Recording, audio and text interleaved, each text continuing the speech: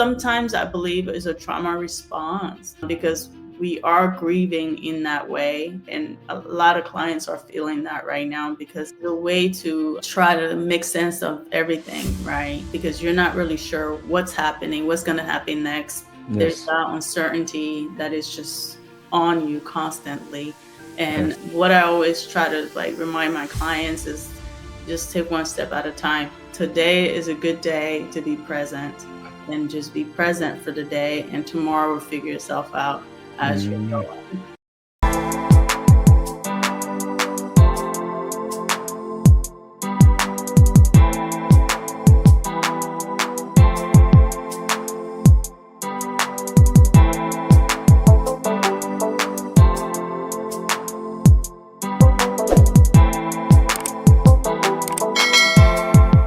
In this episode, you'd learn about how to make a successful transition. Whether you're going from medical to financial, you're going from the army to life in the regular world, you learn the principles that will guide you to success. I am so fortunate to invite into our virtual studio Dr.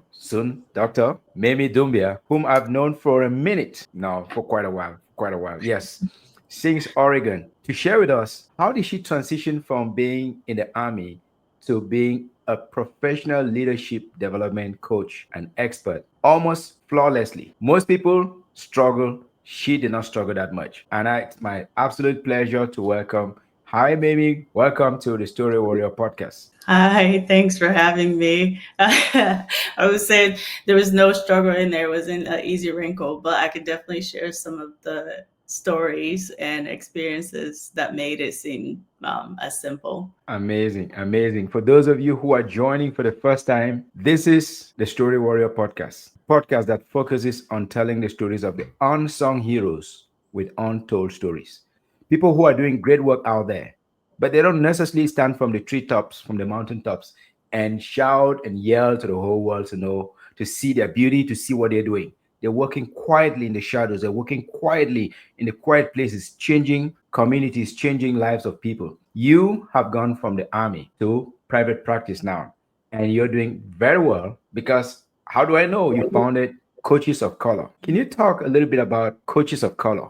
What is Coaches of Color all about? So, Coaches of Color and Culture was started in 2019 when a friend of mine and I, we looked across the room and we're looking for other coaches that look like us. And we didn't see that many, or in the specific room we're in, we didn't see anybody besides the two of us.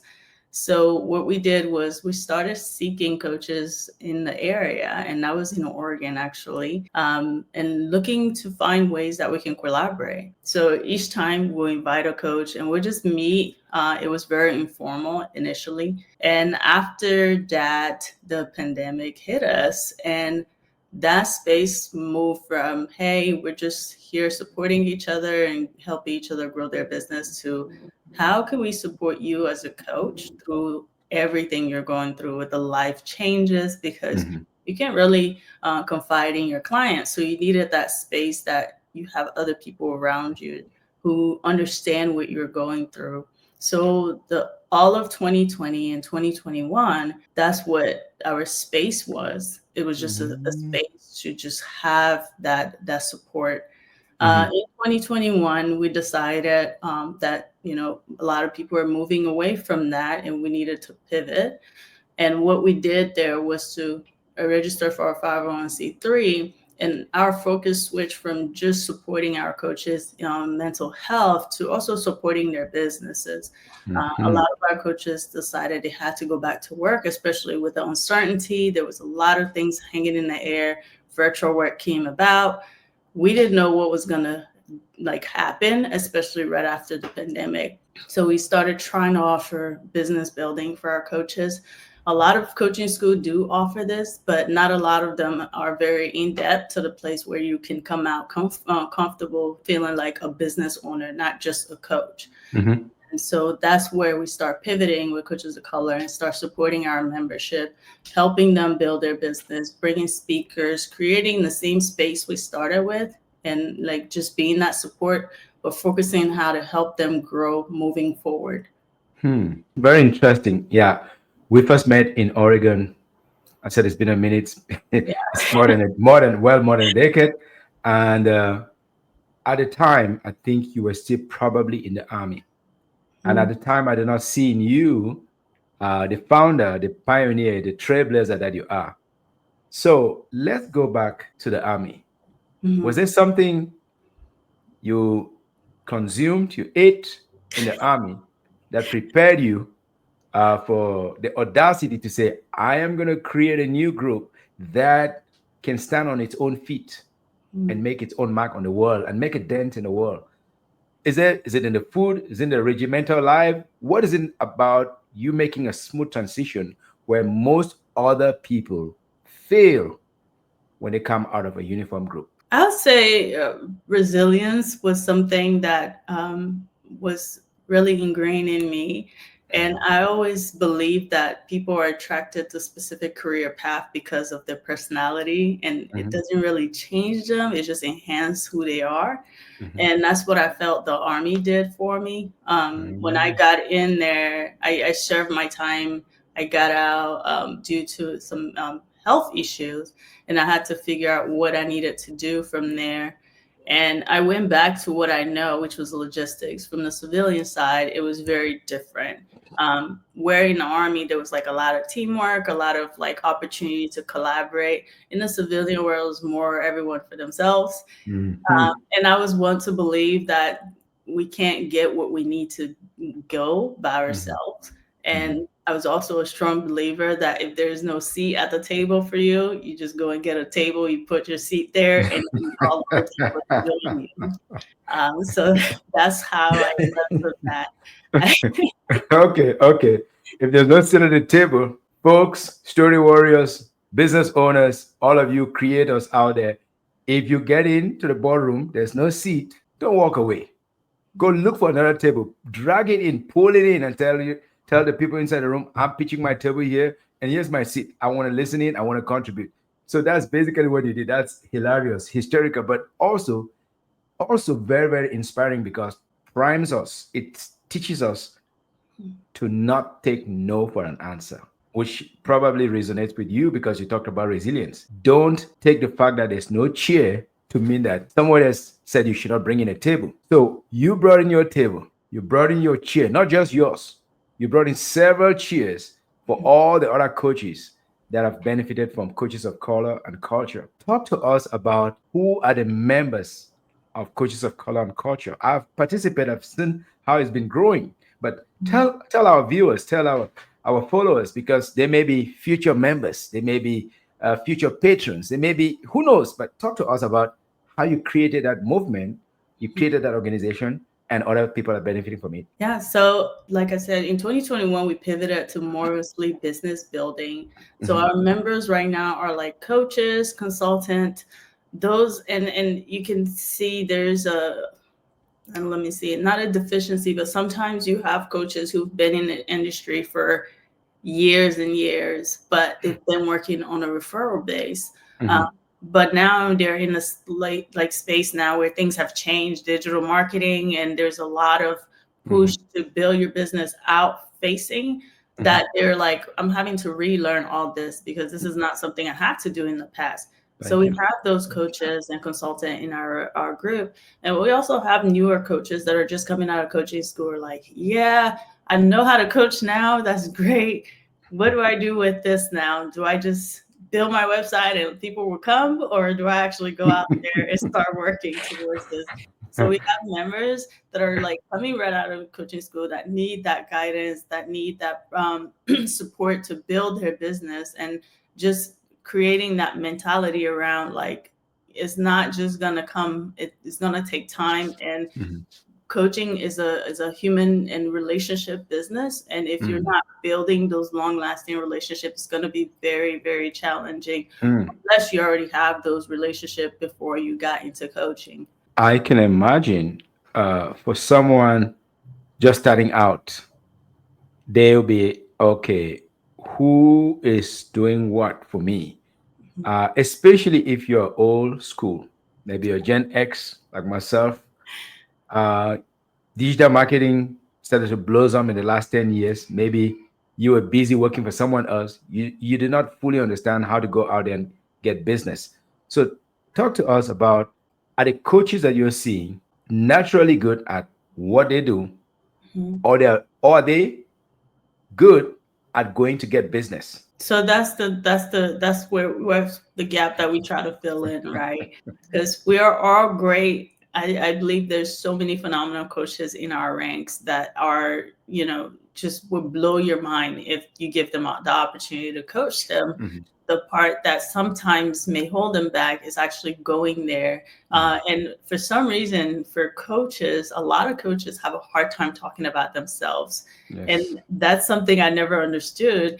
But it's the fact that there's that humility piece, that ethical piece where you're like, I don't feel like I should Hmm. ask people to pay me for this, right? Yes. And sometimes it's that imposter syndrome. Even though you're so great at what you do, Hmm. asking people to pay for that sometimes bring discomfort. And Yes. what we're trying to build is that comfortability, because you still have to make a living, and you Absolutely. don't feel uncomfortable when you go to the doctor and then they give you some Exactly. medicine and they Exactly. pay them, right? So Exactly. um, Doctors are not shy about their fee. Lawyers are not shy about their fee. yeah. Why are coaches shy about their fee? Mhm. And I've also been a victim myself, but I want to also give credit to you and your members, the members of Coaches of Color and Culture, for inviting me in 2020, I think it was 23, Mhm. to talk about the power of Storytelling. storytelling Uh-huh. in business development. I'm sure you may be familiar with this African proverb that says, until the lion learns to tell his story, the tale of the hunt glorifies the hunter. Who Mhm. is a hunter? Your competitors. Who is a hunter? The other people that want to take your business. If they can talk well, they can outspeak you, and you're shy, you're being very covert about your skills, you don't want to speak up about your skills, you're going to die as a coach. So let me know from you, what is helping your coaches Mhm. bridge that gap? Is it the storytelling skills that I gave them, which I like to believe? Okay. Or is it learning digital marketing skills, outreach skills? What are some of the decisive factors that you're seeing make a difference in the lives of the coaches that come to you?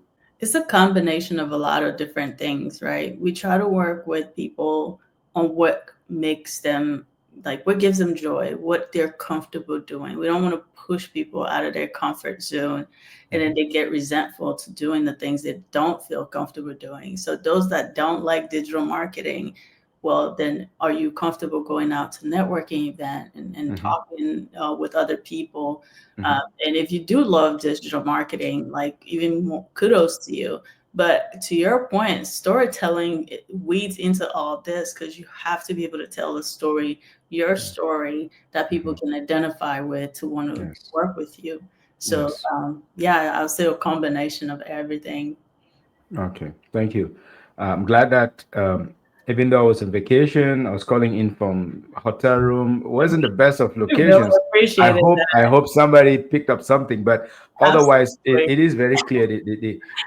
The evidence is out there that Mhm. stories enable us to be relatable. Yeah. Stories enable us to be memorable, and yes, stories enable us to stand out, Mhm. which is what coaches need to be able to make have an imprint, leave an imprint in the mind of a prospect, leave an imprint on the mind of an audience, so that they think about you and call you again and ask you to come back. And so I'm glad that what we contributed was helpful. Now, in the case of coaches of color, it can be argued that they work in a marketplace that is largely very different. Mhm. Are coaches of color and culture, are they making inroads? Are they growing? Or are they limited by the fact that maybe there are other circumstantial factors at work that we don't want to call and name them, that could impede their growth, especially like here in US and Canada? I believe there's a awareness of what's going on, right? And I'm a person of faith, so mindset wise, we try to tell people like what's happening out there. Yes, it may impact you, but if you're focused too much on that, you'll get into a paralysis and Thank you're you. not going to be able to move forward and do the Thank things you. that need to be done. Thank you. I believe in just planting your faith in God and letting Him take control while you do your part. So, and Hmm. that's what I mean. In so many words, I can bring that to people that I talk to, or even some of our members. But that piece is so important. Finding that anchor that is Mhm. keeping you there, and understanding your why, and Mhm. knowing why you're doing this will keep you going. That is very interesting. Yes, I do a fair bit of coaching on the storytelling side for my clients who come from different places. Mhm. And lately, there's been so much talk about AI, the invasion of AI. Should I be worried? Is AI going to take my job? Should I start heading back home to motherland? What should I do if I'm a coach who is not yet AI savvy? I know a fair bit of it, but there are coaches out there that are like, I can't even figure out this digital marketing thing. And now you're telling me to go learn AI, go do some coding. What's going on now? Help me. You are a leader of coaches. You are a pioneer. Should I be worried for my future as a coach? That question has come about a lot of time. I would say this: can AI replace like therapy? And I'm not comparing therapy with coaching, right? Okay, okay. But it's the people side of it that I'm trying to bring to you. There's nothing that can replace that relationship, that bond Mhm. that people have when they're talking to each other, when someone is actually helping you because they understand you and they can empathize.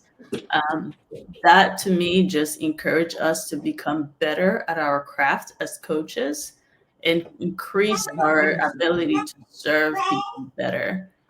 So when we're thinking about AI, I don't think AI can replace us. All right, all right, all right, cool. So, from what I hear, AI is making waves, Mhm. it's making an impact. However, it would not replace the human touch. So, no coaches should be worried for the future of their business, future of their job. Is that what you're saying? Absolutely. I also strongly believe that it could be utilized as a tool if properly used. Mhm. There's a feature, for example, on Zoom that transcript your or summarize your conversations. So if Mhm. that's something you and your client agreed upon, instead of Mhm. like taking notes and not being present in the moment while you're having a conversation, that could be used as a tool to take notes for you and send it Mhm. to both you and your client. So we are Mhm. able to use this as a tool, and if we're using it well, it becomes something that helps our business and practice instead of something that takes our place. That is amazing. Yes, let's use it as an enabling tool, not as a stumbling block. That's very helpful. Now, if someone is out there, maybe they're in the 40s, 50s, they've had a successful career, maybe in public life or in corporate America, and they're thinking, I'm pretty comfortable and confident about my skills. Can I make it as a coach? Is there a room out there for me to be a coach? Is there a table out there with a chair on which I can sit and call myself an executive coach, a professional coach? Talk to us. Is there room for new coaches? People who are being laid off from jobs with the federal government. They got a lot of experience. Is there room for new people, new entrants? Absolutely. There's always room. However, I want people to also take time to self reflect. Why are you getting into coaching? Because it's not one of those spaces that is a get rich fast industry. Okay. Um, and you will see a lot of salespeople that would tell you they will make you a millionaire when you start, right? Yeah. Please don't subscribe to that. But why are you wanting to become a coach? And it's not something. And I'm a International Coaching Federation certified coach. I'm not telling everyone to go and become a ICF certified coach, but I would say it's important to get your certification, understand what coaching really is, Hmm. because it's not consulting. It's not you telling people what you do or what Hmm. your experiences have been and you're like guiding. That's mentorship. And Hmm. really understanding what coaching is, and if you can like stay within those guidelines and really push yourself, I think anyone can become a coach. There Mm. are unfortunately a lot of people that are not that never been through coaching programs or understood the very like basic concept about coaching, who are also hindering the market because there's a assumption of what they think coaching is that people are buying into. So now, as the real coaches come in and trying to change that mindset and shift it, it becomes tougher. So I would say be the change and not the person like making it harder for the other coaches to come in. Okay, be the change you want to see in the world. Okay, very interesting. Now, what if someone is doubting? Should I join an organization that has dozens or hundreds of coaches and work with them as an employee coach? Or should I go solo? Should I become a solopreneur, an entrepreneur by my own self? Based on your observation, based on your knowledge of the industry, which do you think is better? It all goes back to personal preference. I strongly believe that we know our limits. Mhm, Everybody does not want to be an entrepreneur. Some mhm, people want to try it out and see if that's what works. And some people are like, no, I'd rather be in a company. There are internal roles for coaches within organizations that are available to you. I've known coaches that do both, that also coach for organizations and choose to do certain projects by themselves. So mhm. it's basically a personal preference where you see yourself. I want to advise you to immediately go into, entrepreneurship if you've never owned a business before. Mhm. I would say make sure you're financially in the best position to pivot. Wow. So that's like a word of caution. Yes, go in, but make sure that you have your financial house in order Mhm. because it's not an overnight success to be to be a successful coach. From your experience, about how long does it take before a coach gets to feel like, you know what? And I know that that's different from person to person, but Yeah. how long does it take for someone to feel like I'm at home as a coach from whatever they were doing before? Again, I think like you said, it's different from person to person. For me, I felt it maybe 3 years in was when Mm-hmm. I actually start feeling like, hey, this is what I'm supposed to be doing. Because Mm-hmm. as an entrepreneur, you always go back and forth, like, especially when things get tough, you're like, hey, maybe I shouldn't have quit at my 9 to 5. Yes, 'Cause, yes, yes. at least there I knew it was coming in. But Yep. after 3 years of being in the business, I started to feel like, wow, this is what I need to be. And it wasn't because of the changes, or it was just the feeling of the settling Mm-hmm. of what I'm doing and how I'm supporting people, and actually seeing that that made Mm-hmm. me feel that way. Wow, 3 years. Okay. And I would argue in some other areas too, it's about 2 to 3 years. So it's a fair deal because being a coach is like if you, especially if you're doing it solo, it's like being an entrepreneur, business owner. Hmm. There are not many, there are very few businesses where you can go in today and make it tomorrow because it takes a while Hmm. to harness the relationships. It takes a while to make the connections and to get referrals, to get recognized in almost any field. So I would say that's no exception. But if you could tell us for someone who is looking at quitting their job Hmm. or who has been let go by Elon Musk, Mr. Trump, and co. And the person is like, I wasn't planning on leaving my job anytime soon. This is forced upon me. I need to Hmm. go find something to do. What are some of the considerations you can give them? Say for the first 6 months to 1 year, what signs can they see on the road that can guide them to know, there's something there. There's a future for me in this. What are some of the road signs or some of the milestones that you would share with beginners? Before I even decided to go into coaching, I went to coaching school. I'm more of an experiential like learner. I Mm-hmm. like to see what I'm gonna do, and Mm-hmm. before I get fully into it. So I went to a coaching school, and what that did was really teach me about myself. As a coach, I believe that you have to do the work within yourself first. Mm-hmm. And that also helps you get that clarity. Is this for Mm-hmm. you or not? Because you're seeing, Mm-hmm. you're learning, you're seeing what people are doing, you're understanding the concept, and you can determine from that, like, is this what I want to sign up for? Or maybe I want to do this again. Back to, is it for me full time? Do I want to do it on the side and just try it out? It Mhm. also is helpful if you have friends. Mhm.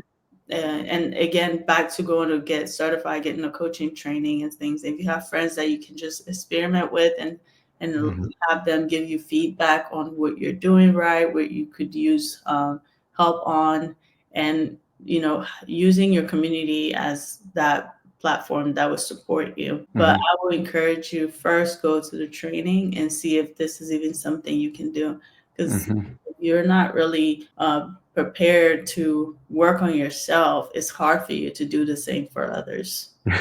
It's like, don't go talk to people about bread making when you've not had bread since you left elementary school, or since you left, I don't know, so yeah, get into the oven, Mhm. know how to make the bread, then you can go talk to people about how to make bread. I think that that makes sense. That makes a lot of sense. I am tempted to ask now, what are some of the specializations Mhm. within the coaching world? And I know this is a question I once asked you in the past because I was struggling with something.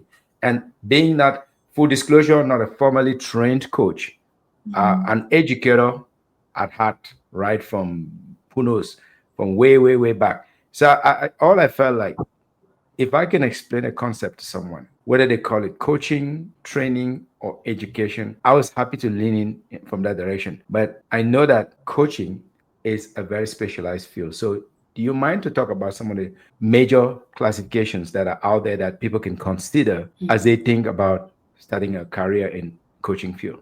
Yeah, and the 3 years that took me to really feel like a coach, one of those years was just trying to figure out which niche, and that's what Mm, yeah, which okay. field do I want to like Yeah. hone on and follow through. One Mhm. of the and then that's one of the crazier challenges that a lot of people sometimes find themselves into, because some people already know that they're going into coaching and this is it, I'm going to be a life coach, right? Mhm. And Mhm. then you have others that are like, well, I have this specialization, I have experience here, I can understand this, and I fit in like multiple bracket, and I don't know which one to pick from. um, Okay, maybe first we talk about life coaches. Life coaches. yes. Uh, to somebody who is not in the field, like life coach, what do they do? Do they help people blow life into the? What do they do? What do they? What do life coaches do? Do they teach them to live life abundantly? Do they teach them to? What do life coaches do? Do they give life? Are they like midwives in a hospital that deliver children to life? What do life coaches do? Please bear So with my ignorance. no, so the categories you asked for. So there's life coach, career coach. Those are the major. The leadership coach, the executive coach is the business coaches.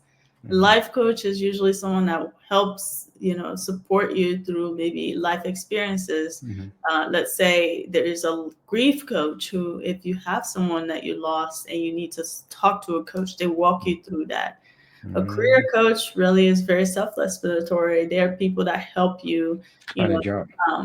find a career. They recommend places that do resume building. Some of them Mhm. have a template that they can share with you, so they Mhm. help you with that. Leadership coach, they are basically working with your leadership team, helping Mhm. you with the growth and development of that leadership. Mhm. Executive coach, of course, work with more with the C-suite level. They're working with Mhm. those executives that are, maybe bigger challenges, organizational Mhm. challenges.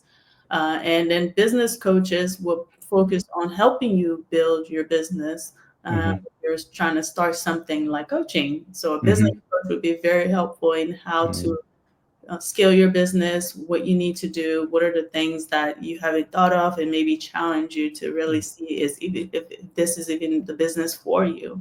Mhm. I'm more on the leadership side because I love like talking to leaders, building teams. Mhm. That's where I find my happy place. That's amazing. And I may be an extension of that, or I don't know if I'm upstream or if I'm downstream because I still do a fair bit of corporate training and development, and I'm training first time managers and supervisors. Mhm. I'm training them on communication. I'm training them on a whole suite of products or services or competency areas that they need to be successful. Some of them have never spent a day in a business school. They didn't go out to have an MBA. They were hired as an accountant. They were hired as a technician, an engineer. Before they know, they call up to be a supervisor or manager. They're like, what? This is not what I signed up for. I signed up to be a technician. Now you want me to be managing all this bunch of characters? What's going on here? And they're totally lost. And I tell them, calm down, easy, relax. You'll be fine. You'll be good if you throw your hat over the bar. But I say to them, you have to learn the lingo of those that you want to lead. The language, everybody knows the language, but learn their lingo. And I say, if you were promoted from within, you sure know some of the lingo already. So don't extract yourself completely and forget about the old lingo that you used to speak, how you got things done. That's what you need to help other people get things done, the way that you used to do. Help them to understand that it's okay to have a bad day. But if you had a goal, you can ask yourself, how close was I to that goal? But if you didn't have a goal, you don't know how bad it was. It's okay to build new relationships. So that's what I'm helping teach them. I would not call myself a coach in that instance, but I think I am a brother, a sister, a cousin to coaching, so to speak. Do I qualify to be a cousin, a brother, or a neighbor to professional coaches like your good self and all the other members of Coaches of Color? Yes. Am I a cousin? I never heard those terms, but I like them. I like it. Okay, so maybe yeah, I live on the doorstep of professional coaches.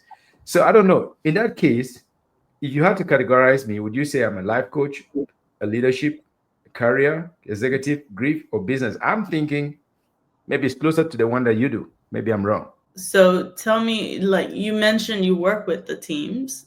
Is I it work with teams. as a team, or you work with them individually? No, no. So there are leadership seminars, leadership workshops that I lead all throughout at least 36 states now in America. So Mm. there's a company that hires me as a 1099. I go out and lead these workshops. And in these workshops, I'm giving them the basics of leadership so that they can hit the ground running and Mhm. be successful in leading their teams. Because some of them are saying, how do I lead the same team of friends and co-workers that I've been part of for 3, 4 years? We are buddy buddies. Now I am the one deciding who should do what. I don't feel comfortable doing that. And then I have to explain to them that there's a reason why you were nominated. There's a reason why you were appointed. But that appointment is only one part. It gives you the appointment, but it doesn't give you the legitimacy. You earn the legitimacy by becoming a role model for them, one that they can count on, one that they can come to seek advice. So there is a bit of a struggle Mhm. that I see them facing. In your role as a coach, do you see people struggling with leadership or resisting it? And sometimes even outrightly saying, I don't think I'm good enough. Somebody must have made a mistake. I don't know why I was appointed. There are other people smarter than me here that should have been appointed. I'm like, it's not about smart only. It's also about people skills. It's also about the willingness to build consensus. It's about the willingness to be patient, to wait for things to mature. Do you see some of the leaders that you work with struggling with the imposter syndrome or saying, I'm not good enough? Absolutely. Especially now with some people being let go, some people staying.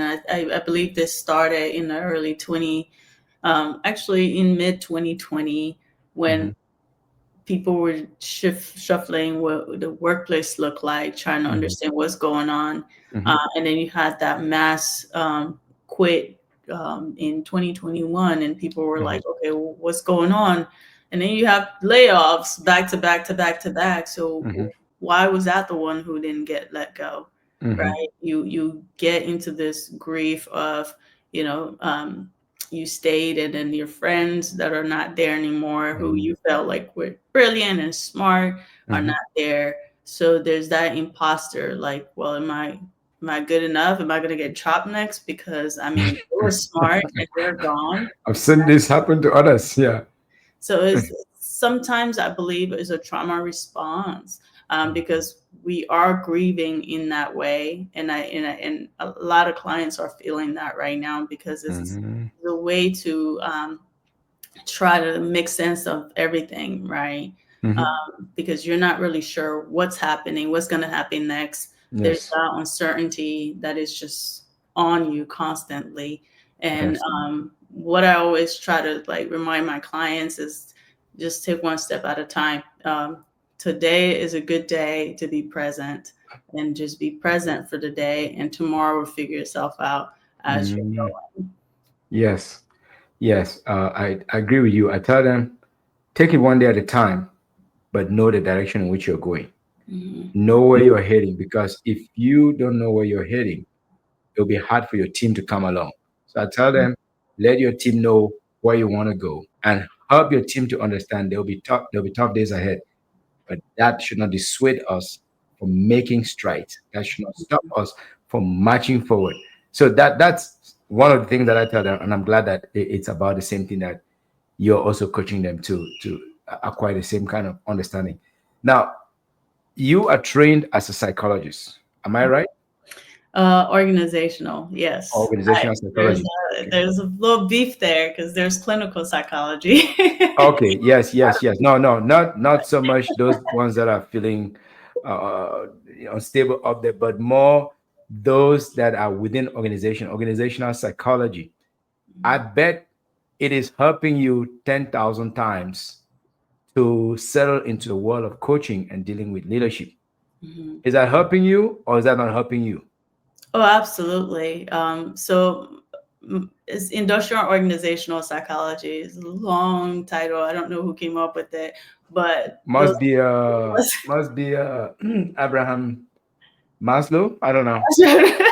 Well, those of us that practice just call it IO psych to Okay. make it short, Uh-huh. and it's created it opened such a wild world for me because I was passionate about organization like culture, and basically what, and for the audience, IO psych is just studying the human behavior in the workplace. Mm-hmm. And what you do is, so the person who sometimes come and do the surveys to understand, maybe reward systems and culture and the people's dynamic and things like that. So IO covers so much, Mm-hmm. and it creates a big world of opportunities for organizations and the people within the organization. So it definitely was very helpful for that. Mm-hmm. And then for those of us who have a degree in classical history, some of us have a degree in Turkish anthropology or in French prehistoric discoveries. Now we're thinking, oh my goodness, can I make it as a coach? Give us some encouragement for those of us who have studied very different things, not related to industrial organizational behavior at all. Tell us, is there hope for us? And if so, are there some examples from coaches of color members coming from different fields that are crushing it in the world of coaching? Absolutely. We have people that left, that are doctors, that are lawyers. We have people that are coming from various industry. I don't believe that the industry come from is a Mm-hmm. limitation. Actually, could be an opportunity for you to see some of the gaps within that industry and come Yes. and coach those leaders or those teams or the individuals to Mm-hmm. support them through the processes that maybe no one was there to support you through. And Mm. that's what I believe a coach does great on. Because if you can go back and be subjective, you don't want to go back and get sucked into the drama again. But if you can support people through some of the things that you've been through, or maybe you haven't been through, but you can see it and you can support them through it. I think that's what makes it so good, because that industry often may not have as many good coaches as you maybe. So Absolutely. I can see how someone coming from a particular field can develop a very sustainable niche or a very enriching niche around that field, because they may be the one person who has probably done horticulture, who has been in gardening, and mhm, so they would definitely have a lot of name recognition in that niche. mhm, So Give us an overview of the life of a coach. Now, you're full time, right? Yeah. Okay. Give us a day in the life of Coach Mayme Doumbia Oh and man. soon to be Dr. Doumbia. I can't wait. It's a few minutes away, a few hours away, a few weeks away, right? Yeah. So, a day in the life. You wake up at 6 a.m. From 6 Oh a.m. my to gosh. Am I starting a new channel for that? A day in the life of a coach? I think that's something someone should start. That would be there you awesome go. to There watch. we go. It Please was so let different. me know when that gets started so I can. Well, I, I can share maybe a few things and just from my memory today, because each day is so different. Some Yes. days I meet with my clients back to back. Some days I'm working on my business and like following up on leads, sending emails to potential partners. So it varies. But a lot of the days that I do get to coach are my favorite days because then I look Mhm. forward to talking to my client and just Mhm. supporting them. So maybe we can wait for that video to come in and get like the 4 a.m. wake ups and the exercise and all that stuff because Okay. Okay. that's not Okay. me. Wait, is that really true? Is that a thing? You wake up at 4 a.m. or that day is coming? That would not be me, but I Okay. admire who make that Okay. video, and I Okay. will be there to like root Okay. them on and be Cool. like, "You're such a 4 a.m. exercise. I'll pass on that one. champ." Maybe 6:30, six Yeah. forty-five. You can invite me. But so you mostly do now group coaching or do you do individual coaching? So I do a lot of team coaching, and Mhm. that's a bit different from group coaching because you're working with specific teams in different phase of their career. And going back to the industry question you asked, one of the organizations or industry that I was not very familiar with was tech. Mhm. And for me, in order to understand the language or maybe the slangs that are used in tech, I had to Mhm. understand a little bit more and back to me saying I had to test it to find out. So I got my Mhm. certificate as a scrum master to Mm. understand the various things that happen in tech and to Mhm. just to communicate and understand when they're talking so we Mhm. don't have to take time during our session to deep Wow. dive on what this means or what that means. But Yeah. that's personally me. Okay. I don't recommend it for everybody, Mhm. but I that was something that I did for to build my business. But yes, That's amazing. And quick question. In that case, here she runs again. Here she runs again. your My coworker. boss. Yeah, All she's right. ready. It's time I move out of this office. Fortunately, we figure out one in town. Now, if let's say you're doing group coaching, who's your client? Is it the company or is it an individual? When I do group coaching, it's usually a group of people that want to, work with me Okay. together. So, or sometimes I'll put like a sign up sheet, and whoever gets to sign up for the group, that's a way to subsidize the rates for individual coaching. Because individual coaching is very personal and it can be a bit costly than group Mm-hmm. coaching. So Mm-hmm. sometimes I will have that open. And Mm-hmm. with team coaching, that is organizational, and the organization is my client there, and Okay. will bring the organization team that they want to Mm. grow and do leadership development with or team coaching with. So, Yeah. um, yeah. Very interesting. So if it's a group, the people have to be ideally at the same level of organizational life or they have the same needs. They could be part of a sales team. They could be part of a construction team. They could be part of a project. So they have similar needs. Because if it's team, I understand that it's because maybe the organization is a client. But if it's group, say, okay, so they have to have similar needs. Otherwise, it will be pretty challenging to be able to Mm. serve all of them at the same time. I think in terms of needs, if they have similar challenge, Mm-hmm. I think it's easier to categorize with challenge Mm-hmm. than it is with like industry. Mm-hmm. Because people can come from different industry, but let's say imposter syndrome, for example, is what they're feeling. there is more richness in the conversation when they're from Mm, different industry, because they can bring experiences and concept that the other may not have heard. It mm. would be good to have everyone at the same level in Never, the yeah. organization. Let's say they're mid manager, or director, or like a senior Yeah. executive, for example. It will be good Mhm. to have them in a similar bracket, because those people will be dealing with different things at each level. Um, Mm, but if you separate them into like the challenges they're facing, a lot of times, not a lot of things is very new in this world, and we can okay. work around that. Okay. Uh, Clearly, your transition has been smooth and a very successful one. Not so for everyone.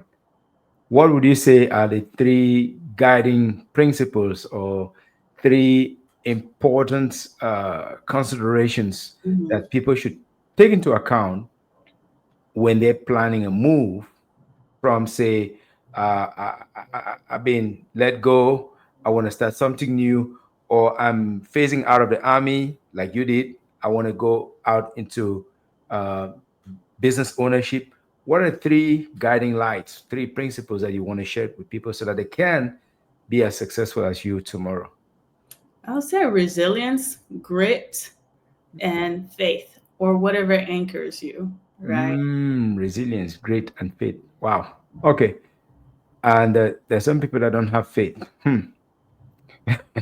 Okay, okay. All right. What- I don't want to go there. I don't want to make it Whatever anchors them, right? whatever anchors them. Okay. Something Hope, that's what anchors.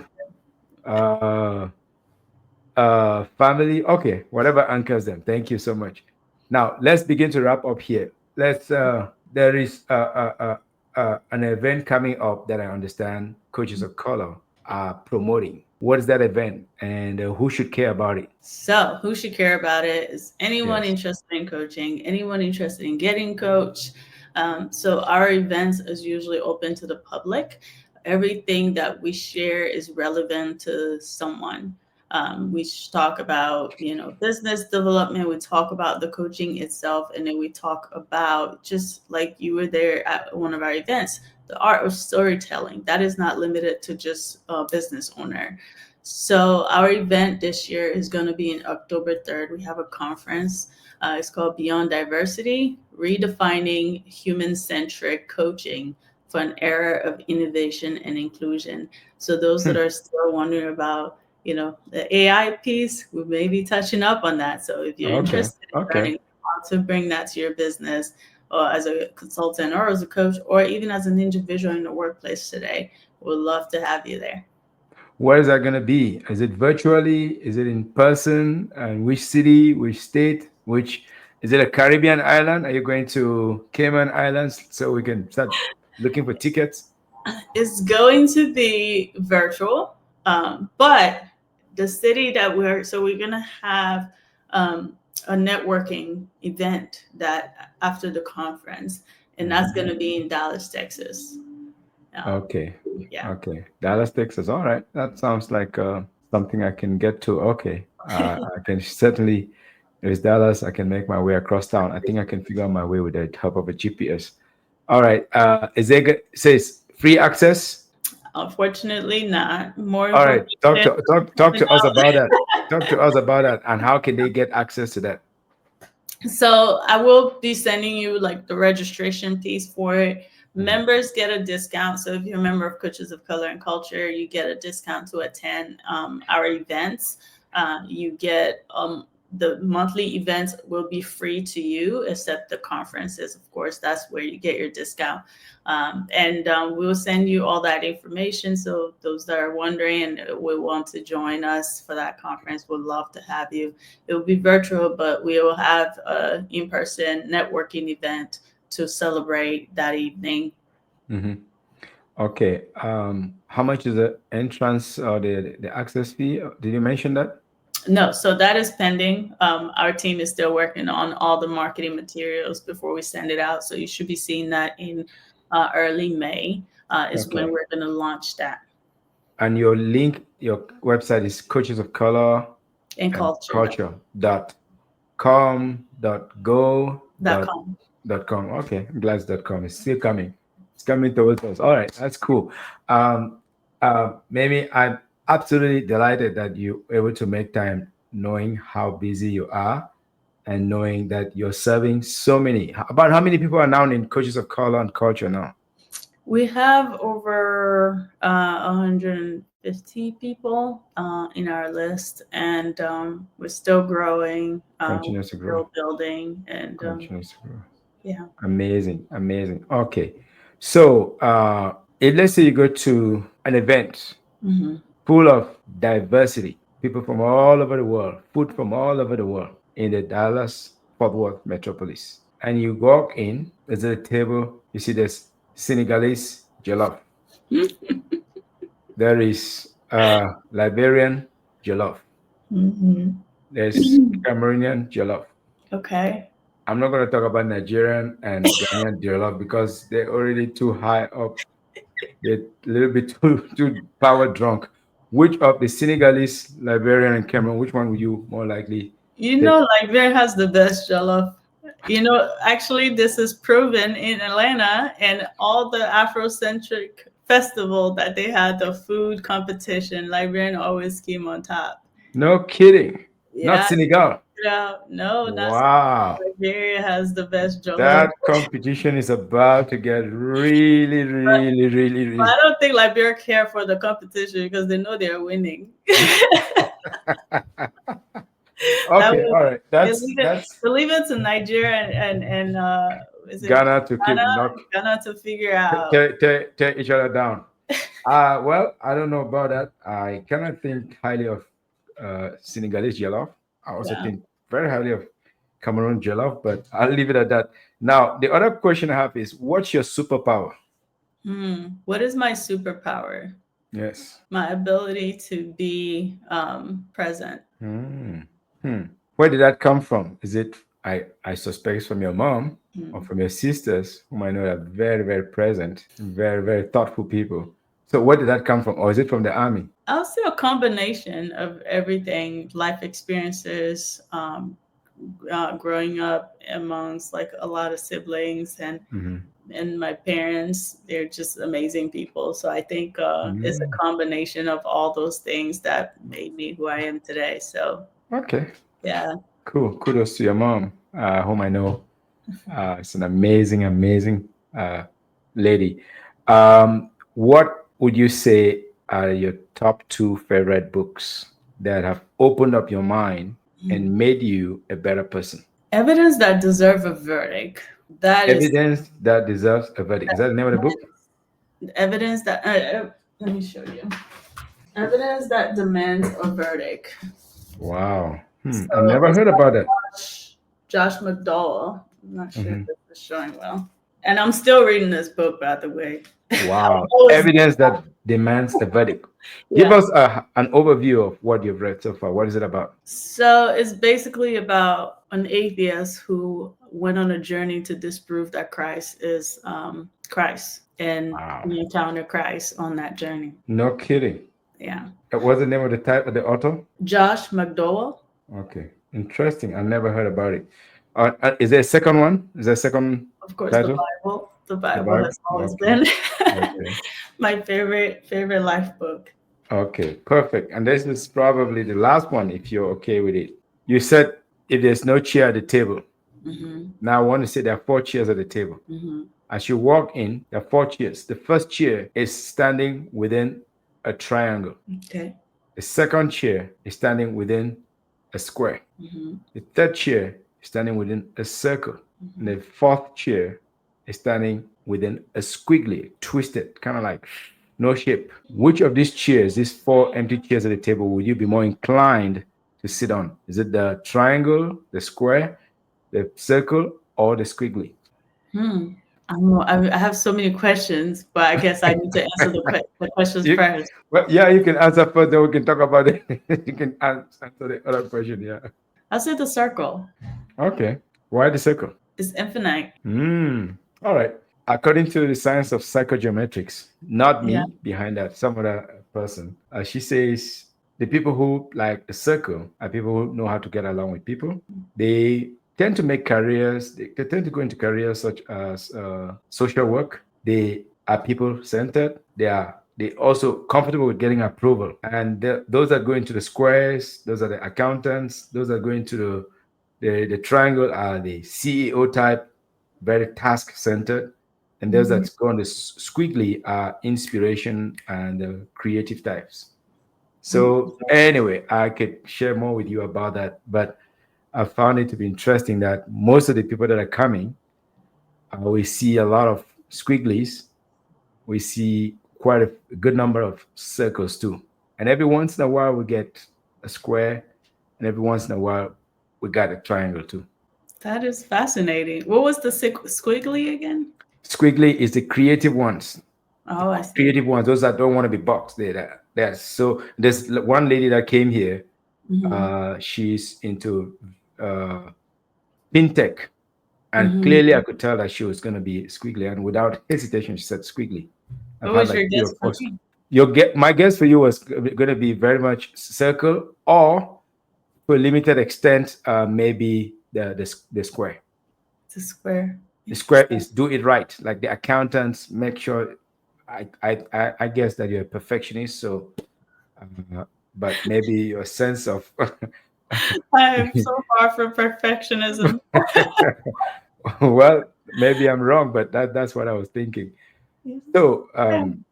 I want to thank you so much for what you're doing with Mhm. Coaches of Color, what you're doing in the community, and all the other work that you've done. So thank you so much for making the time.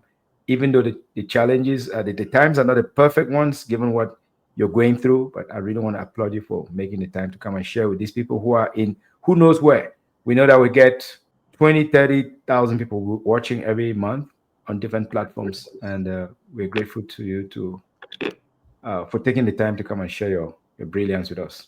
Thank you for having me. I appreciate it. And thanks Thank to everyone that decided to watch this long interview of me just talking. If they want to follow up with you, do you want them to reach to you directly through Coaches of Color, or do you want them to reach out to you directly? You can reach me through teams at excelsiorcoaching.com, and that's XCELSIOR coaching.com. All right. We'd love for you to provide that link so that we can share it along. Send us a bio, send us that I link, will. and we'll send it to our viewers. Thank you so much, Mimi, for making the time. This has been another fascinating episode of the Story Warrior Conversation, virtual conversation around a virtual fireside. And it's my pleasure to have been the host, Gideon Fumukwai, the Story Warrior, from a galaxy far, far, far, far away, having a great time in the heartlands of America. Thank you. Thank you. Have a good Mm. one. Thank Bye. you. Bye.